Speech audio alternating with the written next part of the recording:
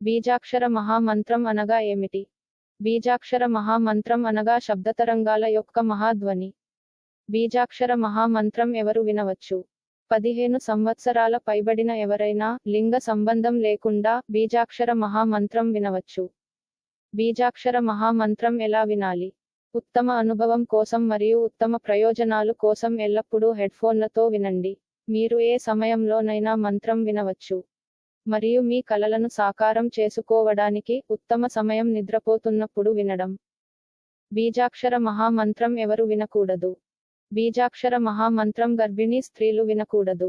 మరియు 13 ఏళ్ల లోపు పిల్లలు వినకూడదు.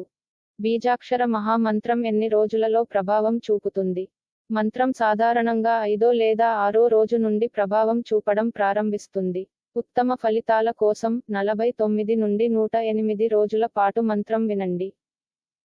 ధన్యవాదములు శ్రీ విద్యా ప్రచార్ సంస్థాన్.